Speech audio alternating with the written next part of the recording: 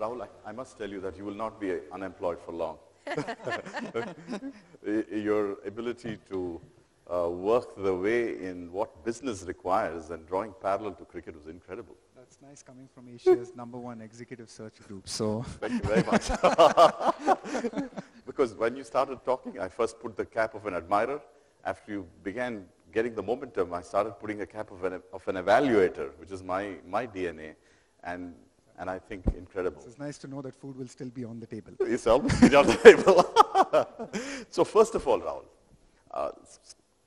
big question I have is adaptation. You covered many great things. Humility of Sachin Tendulkar, selection of talent, away performance, how you prepare, incredibly relevant in business.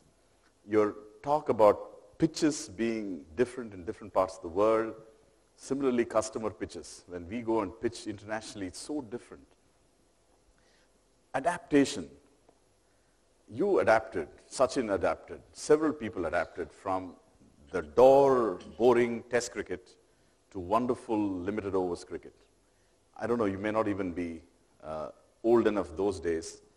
There was a time when Geoffrey Boycott, the English opening batsman, would dance down the wicket to Bishan Singh Bedi and play it back to the bowler. You would not select him for Rajasthan Royals for sure. Yeah, no, not Geoffrey, definitely. Not Geoffrey, definitely. And he would do it 6 times an over and get the applause.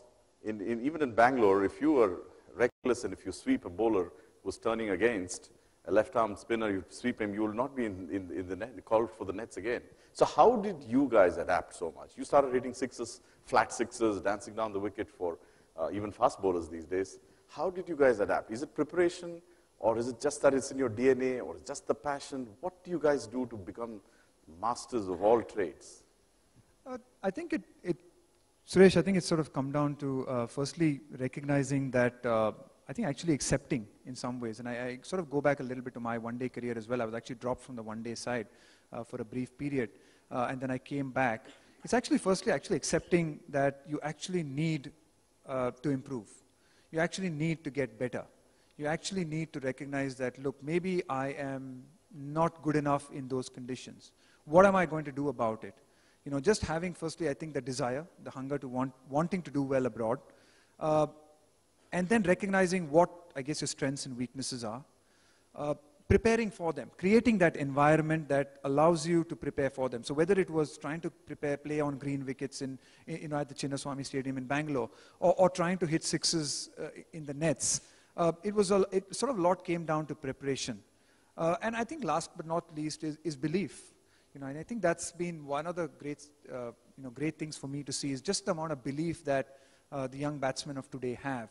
And the fact that belief, I think, has come down from the fact that their predecessors have actually done it. I got great confidence and belief from the fact that Gavaskar and Vishwanath had done well abroad. And I believe that, wow, if Gavaskar and Vishwanath can do it, then I want to do it because they are my heroes, and I want to do that. And I think that belief is great. So, you know, I'm sure that's true in business today. When you see Indian business today, I'm sure it's sort of that belief that seeing other people do well, and then, you know, preparing and planning for it. You allowed another question. Another question? You're allowed another question. Arjun, I'm basically, just sort of sucking up to the boss. So. Rahul, another thing I wanted to ask you is, I think Priya touched upon that in summarizing. While Rahul is a great human being, great cricketer, he was also an opportunist. Little is known and talked about that. His debut, he talked about being international. He didn't continue to say how he came into Indian cricket. Whether it was Test cricket or ODI, he played into the 11 because someone else was injured or someone else could not play. I think he played Test cricket because Sanjay Manjrekar couldn't take the field that day. And he didn't play, he played the ODI first time because Vinod Kamli couldn't take the field that day.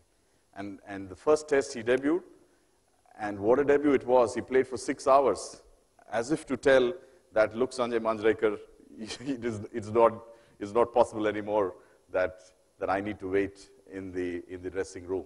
So Rahul was also an opportunist, but he did it so humbly.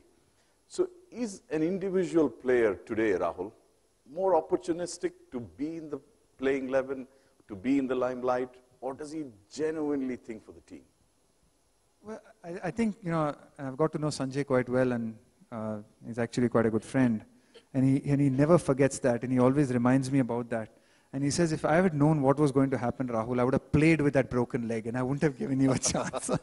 Obviously, he says that very jokingly.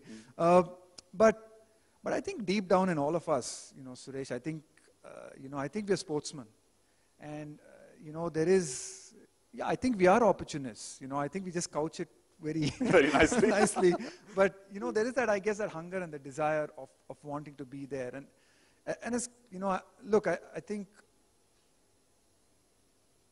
when you succeed and when you do well, obviously you keep other people out of the team.